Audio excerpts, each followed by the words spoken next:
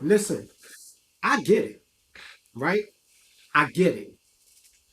But when are we gonna go from being fanboys back to being boxing fans? You understand? We already got the biggest fight of our generation, what we wanted. Both fighters came together to make it happen. And I'm seeing a lot of disrespect and not so much appreciation. But we've been here before. So I don't know where all of this is coming from. Let's talk about it.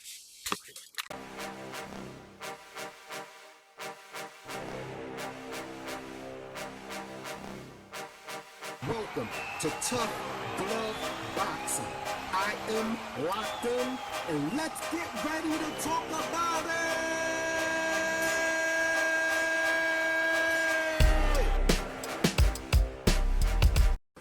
Okay, so like I said in the introduction, right? Let's continue. For the past 5 years, Terence Crawford fans and Errol Spence fans, the Bud Buddies and the Guppies have been going back and forth, right? And over the years, it's developed into this hostility that has leaked over from the fan bases to the fighters. Now, what do I mean by that? Now, initially, Terence Crawford was blocked out of certain opportunities. He wasn't getting his respect from a lot of the fans. He wasn't getting his credit. Okay? And that's not the first time we've seen that either, right? Well, a lot of us who did like Spence and who do like Spence, right? You can look at any video I've made of Spence, I've always given him his flowers. I just always felt like Bud was the more complete fighter. Okay? But I never treated Errol Spence like he wasn't who he was or he didn't deserve to be where he is. And I get it. The conclusion of 5 years of going back and forth, right? Bringing up points that were just being pushed aside and ignored, getting kicked out of people's lives, sending super chats, not having them read, being disrespected just because we had a difference of opinion. Like us Bud Crawford fans, we did put up with a lot, right? In defending Bud Crawford and what he was going through. And so that all came to the conclusion when we got the biggest fight of our generation. Now, since that fight, the energy towards Errol Spence Jr. has changed. Did Terence Crawford dominate Errol Spence Jr.? He did. Was it surprising? To a lot of people, it was. To some people, it wasn't. Right? When you think about Terence Crawford versus Errol Spence, for a Terence Crawford fan, what he saw was the best case scenario. The best case scenario. For every Spence fan, what he saw was the worst case scenario. Okay? A lot of things played into the fact of why Errol Spence looked the way he looked. I made a total complete breakdown just on Saturday. Right? You guys viewed it. It went up. Thank you for that. Right? I did a complete breakdown as to what specifically caused Errol Spence to lose this fight. But I am not going to disrespect this man like he really wasn't the truth. Errol Spence was a celebrated Olympian. This is just a fact. Right? Came into the pros highly touted, highly celebrated as somebody to look out for in the boxing world. Right? Made the business moves he thought was best for him, got himself put in a position to have his career nourished and guided the way it should have been, right? He got some great names and great athletes and great fighters on his resume. This is Errol Spence we're talking about.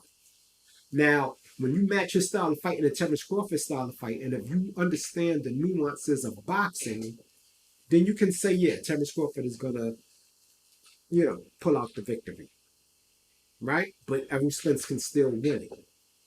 But you got to understand, when we talk to the fans of Errol Spence, we have to wonder what fans are we talking about? Are we talking to the diehard boxing fans who see what happened and understand what happened, right? Or are we talking to the casuals who don't know enough about what they're looking at, right? Because the only thing that they can judge what they're seeing by is a street fight.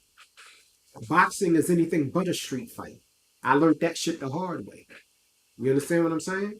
So they just don't know. So it really doesn't make sense for somebody who's a diehard boxing fan to go back and forth with casuals. Now, the fanboy situation, I understand because a lot of fanboys do understand boxing. They just have a problem dealing with reality. Okay? We have Manager Marty, knockout boxing, things like that. But the disrespect that Errol Spence is getting, right? It's crazy. A lot of people did switch. Now, I made a point after the fight that I was glad that the conclusion, we finally got it one way or the other, so I can go back to enjoying Errol Spence as a fighter because his fans made it very hard to enjoy what he was doing because every time he did something, they would hold Terence Crawford as a measuring stick to say why he's so much better than Terence Crawford. We didn't appreciate that. We understand the character and the lifestyle that Terence Crawford leads, and so it only made sense for things to go the way they went. But this is not our first time here. Everybody's trying to convince Errol Spence Jr. that he should retire and not take a rematch. Now, while I agree, December may be a little too soon, right, for a rematch. Maybe a couple months after that. But we talking about boxers here. We talking about warriors here. This is what happens in boxing. Yeah, we all thought it was going to be a 50-50 fight. It wasn't. Errol Spence was inactive for almost a year and a half. Right? He had some rust on him. And if you going in there rusty against somebody like Terence Crawford, you're going to look like you did. Now, that wasn't Errol Spence's best performance, but he was healthy. So we can't take nothing away from Terence Crawford because if there was anything wrong, it ain't Crawford's fault. And I know a lot of you guppies, you lost money. So you mad, you coming up with conspiracy theories, whatever you got to do to console yourself. But my message today is more for the Bud Buddies. You understand? The Buddy Crawford fans, right? Don't unsubscribe. Get into the comment section and let me know how you feel about what I'm saying. Because we who support Terence Crawford through this situation should hold Errol Spence just as high as far as what they gave us.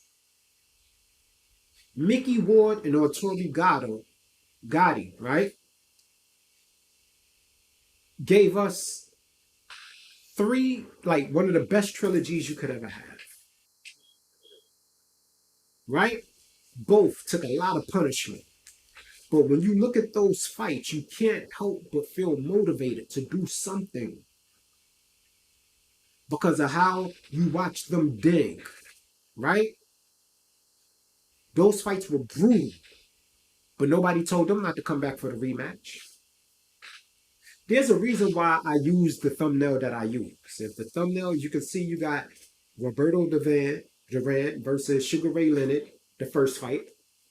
You also have Marvin Hagler, right, versus Thomas Hearns. And then we have Muhammad Ali versus George Frazier. Now, there's been a few, like you can see it here. Now, we got Bernard Hopkins and Trinidad.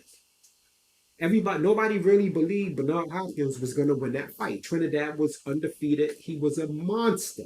Trinidad was a monster. Truth be told, Oscar De La Hoya did beat him, but he gave away the last 2 rounds. So that's what made him lose. So Oscar De La Hoya exposed Trinidad, but Bernard Hopkins stopped him. Seeing Trinidad on the floor like that, people were in disbelief. Right? We had Roberto Duran and Sugar Ray Leonard, the first one. Now, let's take a look at Roberto Duran because I want to just make some points right quick, right? Roberto Duran, here we go, right here, was one of the best 135-pounders to ever do it. Fact, he was running through everybody. This man, as you can see here, went straight from lightweight, right? And then jumped up. He went up one division and fought Adolfo. Okay, fine. But then after that, he went up to 151. He went up to 147. So he jumped a couple weight divisions, right? And when he jumped up to the welterweight division, he was running through everybody. He was running through everybody in the welterweight division. Knockout, knockout, unanimous decision, knockout, right? So when he went up against Ray Leonard in the first fight, when Ray Leonard was undefeated, Ray Leonard, the Olympic gold medalist, Ray Leonard, he's too big. His IQ, his boxing ability, he's too mobile for Roberto Duran. He got power in both hands. Roberto Duran can't F with him. Roberto Duran's fan base kept telling Sugar Ray Leonard's fan base, Roberto Duran is that guy. He's strong. He punches harder than Sugar Ray Leonard. Right? Nobody believed it. Nobody believed it. Roberto Duran was totally disrespectful. Right? He went into that ring and they put on an all-out war in which Roberto Duran won. The smaller man moving up 2 divisions. People were shocked. He shook up the world. Ray Leonard made him quit during the rematch. Okay. Roberto Duran was the smaller man, like Terence Crawford was the smaller man, but he wasn't the weakest man in that ring. Now we go to Marvin Hagler, when he faced Thomas Hearns, right? 1985, one of the best 3 rounds of boxing in history. This was for the unification. IBF, WBA, WBC, there was a lot on the line. A lot of people underestimated Marvin Hagler because they had brought him to the Thomas Hearns hype. He had only lost to Sugar Ray Leonard. He's too big. He's too strong. He's too long for Marvin Hagler. And that's really the story of Marvin Hagler's career. Right? That's really the story of his career. His whole career, he's been getting underestimated, getting shafted, not getting the respect he deserves, just like Terence Crawford. Right? Matter of fact, he's almost proportionately just the same as Terence Crawford, except he has an inch longer arm reach. But anyway, he fights Hearns. He stops Hearns in 3 rounds. Now, while Hearns put up a fight for those 3 rounds, just like Errol Spence did, right? He got demolished worse than Errol Spence in that fight. They had to carry the man out of the ring. They carried him out like a baby. Okay. Thomas Hearns was supposed to be the bigger, stronger man. Now, Sugar Ray Leonard went on to become a legend after the Roberto Duran loss, and then making Roberto Duran quit, then beating Tommy Hearns and Marvin Hagler, right? He went on to be a legend after his loss. Thomas Hearns went on to become the first 4-division world champion, all the way from, I believe, welterweight to cruiserweight. That was after he got knocked out and dominated by Hagler. Muhammad Ali, one of the all-time greats, the GOAT, going up against a 40-0 George Foreman, way smaller, not seen as the stronger man. Nobody, not even the people in his own corner, gave him a chance. They didn't believe he could win. His own self-belief had to carry him through that whole entire process.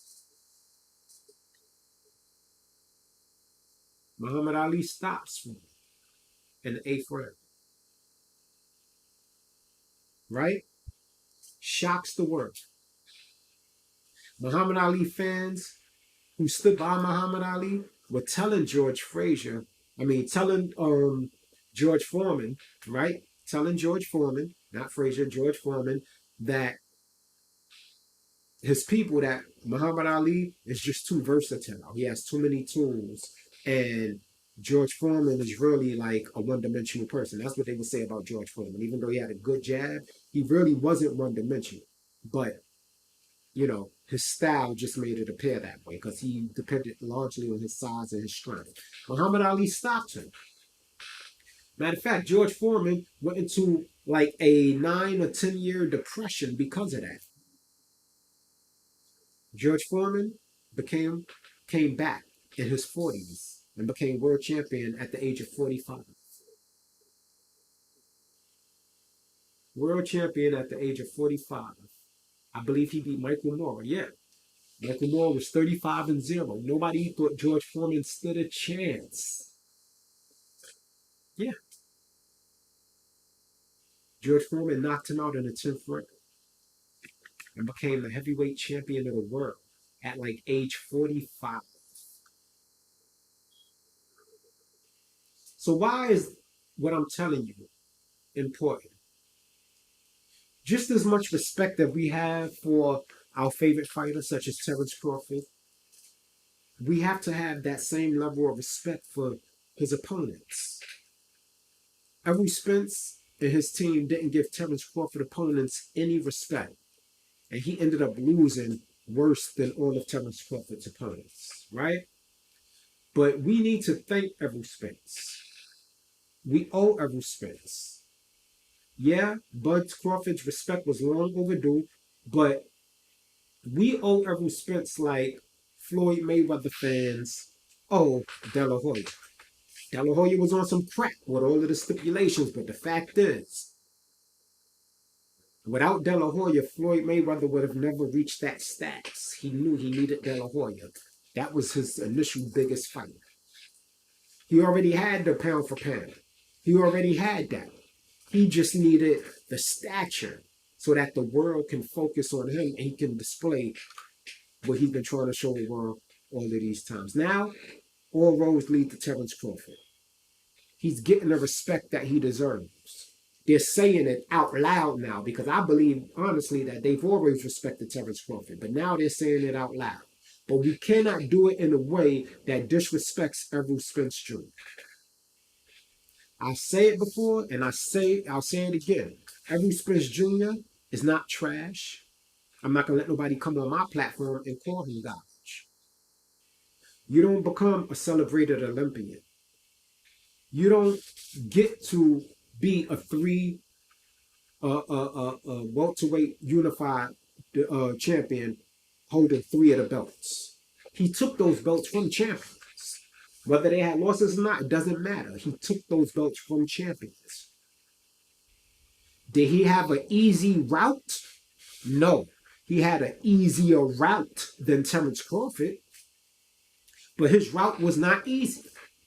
Errol Spence got some live-ass dogs on his resume, and his whole thing was dogging them out and out-dogging them. That's how his fighting style is. Nobody had a problem with Maidana. Maidana is a straight-up dog. His whole style is dog it out, remember? Y'all remember Maidana? Nobody had a problem with that style. He was sloppy, right? But he was awkward. But he ran up against his match. Because there's flaws to that style. But does that mean Errol Spence is not the truth? No. Does that mean he stands no chance in a rematch? No. I don't see how he wins the rematch, but I believe he'll put on a lot better performance if he's feeling stronger, if it's easier for him to make the weight. Now that he's been in the ring with Terence Crawford, he's more educated on his opponent. He understands the strength of his opponent. He understands that he's not walking into this situation with a forced sense of confidence. He knows exactly what he's dealing with now. And so he can plan accordingly. If I was Errol Spence, the majority of what I would be doing, training for the rematch, would be sparring. He's going to be sharper because the layoff is not as long. I believe he's going to be way better because now he got that chip back on his shoulder, that get back chip. That's why I believe the rematch is going to be the fight that we should have seen. I want to see Terence Crawford pull out all his tricks before he retires. And in order for us to see that, we need him to go up against the father. So far, he's dominated everybody.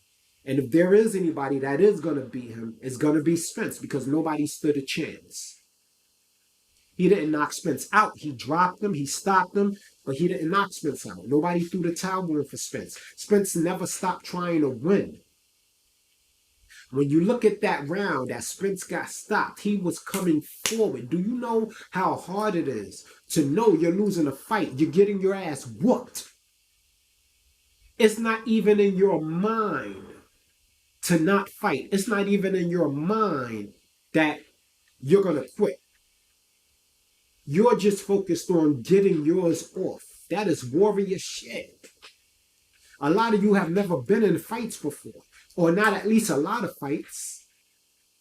I've been in many fights, many. I've lost some, I've won some, I've won the majority, but I've taken some L's. I know what it's like to get your ass whooped on, and the fight's not going to be over anytime soon. Your only choice is to fight out of it. You have to fight. It's either you're going to fight or you're just going to let somebody kill your ass, right? So you gonna fight. But a lot of you don't know what that feels like. This man, a lot of you, and by the fifth round would have been running, wouldn't have came out the corner. This man came out and was stepping to Crawford. So much to the point where he was walking into shots that were damn near dropping him. He stepped into the fire. He didn't shy away from the combat, even though he was getting destroyed. How can you not respect it? So yeah, Terence Crawford is that dude. Still my favorite fighter. One of them. The other is Jamel. But I have a ton of respect for Errol Spence Jr. A ton of respect. All his narrative creating, delusional fanboy heterosexual guppies. I ain't talking about them. But there's a lot of Errol Spence fans that give Terence Crawford his credit without shitting on him at the same time, because you got a lot of people giving Terence Crawford false credit. Yeah, Terence Crawford did his thing. They came out after the fight. He's that dude. He's that man. And the next thing you know, oh, he may not have been tested for VADA. Oh, they saying where did his power? They say that they want to give Crawford his credit, but they really don't. And I get the gloating, right? We should be celebrating. We put up with a lot of disrespect. So Terence Crawford, even though we wasn't in the ring fighting, it almost feels like our victory. Just like it would have felt if Errol Spence would have won. Right?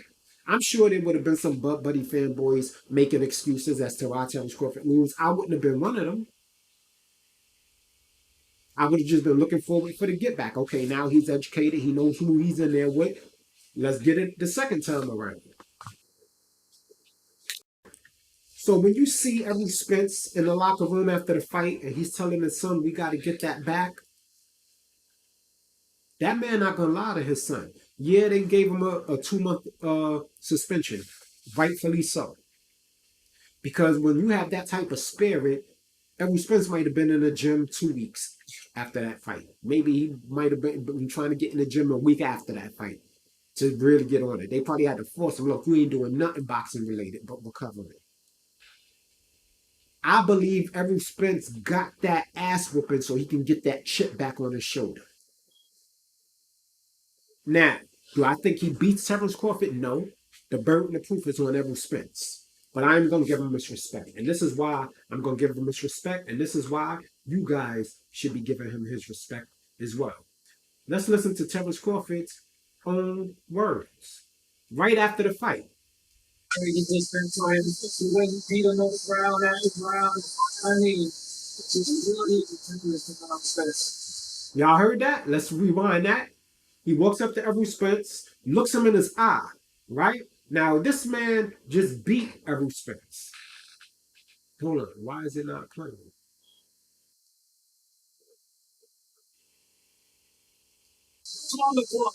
There we go. Right after the fight, right? He goes, he hugs Errol Spence. He said, I appreciate you. I appreciate you. Errol Spence said, I appreciate you too. And Terence Crawford said, no. And then he looked him in his eyes and said, do you know why I appreciate you? Now, as much as we're Bud Crawford fans, Bud Crawford, out of his own mouth, looked Spence in his eyes. You see it. And he said, You know why? Because if it wasn't for you, this wouldn't have happened. Thank you for the opportunity. Now, while Bud has been trying to make this fight, like I've said, right? We all know Bud was trying to get up in his, he was trying to get Spence for the longest. He was trying to get the champions, right?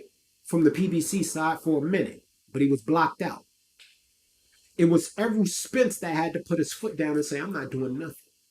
Nobody's making a dime off of me until you give me Terence Crawford because I promised this to my fans. So if he promised his fans the Terence Crawford fight, and he delivered that by giving Terence Crawford what he wanted, because Errol Spence's team didn't feel like Terence Crawford deserved it, and they were just ready to move on. If Errol Spence was able to gift us that,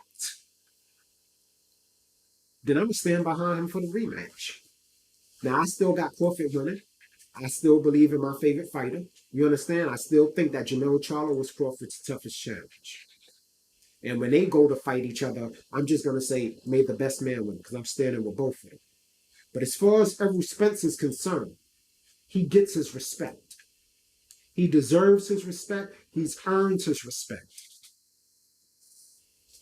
I believe we are going to see a better version of him. There were a lot of things that played into why this fight looked the way it did. Okay? So stop telling Errol Spence that he should retire. Nobody told Sugar Ray Leonard to retire. Nobody told Muhammad Ali, George Foreman, Thomas Hearns, Roberto Duran, Felix Trinidad, huh? Antonio Barrero. Like you can just go on and on. So why do you want Spence to retire? Are we scared now? Do we think Spence is going to come back and beat Bud? Is that why we want him to retire? So what is it? I want Spence to come back bigger and stronger, like I said, because I want to see the best out of Bud, and I don't believe we've seen that yet. But with that said, I'm going to move on to this last little issue that I want to talk about. Oh, and the other thing about it, stop saying Clarissa Shields switched sides on Errol Spence Jr. Cut that out. Yeah, her and Errol Spence Jr. are friends. Her and Terence Crawford are friends, right? But it's not to the point where you can say, oh, she used to be on Errol Spence's side, then she jumped ship. She's always said out of that fight, she don't really know who wins. But first of all, Terence Crawford has been there more. Him and Shakur have been there more for Clarissa than EJ has. I've never seen Errol Spence Jr. at a Clarissa Shields fight ever, ever, ever. Meanwhile, Clarissa Shields had Shakur Stevenson, Terence Crawford, Anthony Durrell, all who were champions walking out holding her belts for the Ivana Habazin fight. They walked her out. Her ring walk was Terence Crawford, Shakur Stevenson, Anthony Durrell, and her girlfriends that they were doing a little dancing performance. Clarissa Shields and Terence Crawford are the only two boxers like them in the world. They're the only two undisputed in multiple divisions in the entire world, as it stands right now. She's the pound for pound number one in women's boxing. He's the pound for pound number one in male boxing. Why wouldn't she show her love and support for him?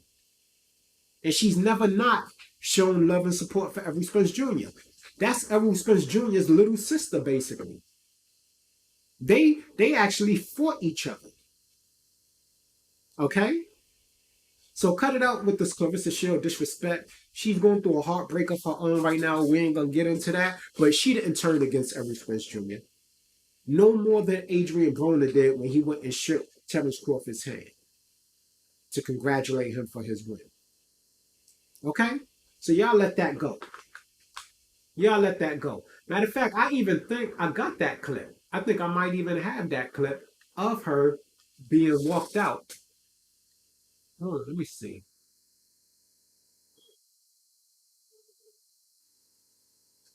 I thought I had it. But anyway,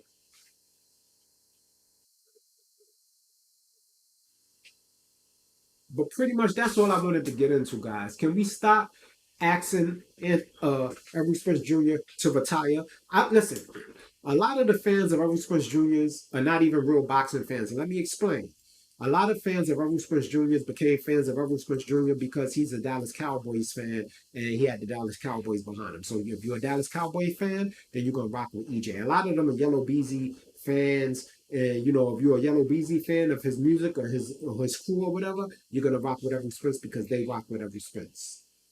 Okay, so a lot of his fans don't really understand boxing. They're looking at it from the perspective of a street fight. Okay, so they don't know what they're looking at.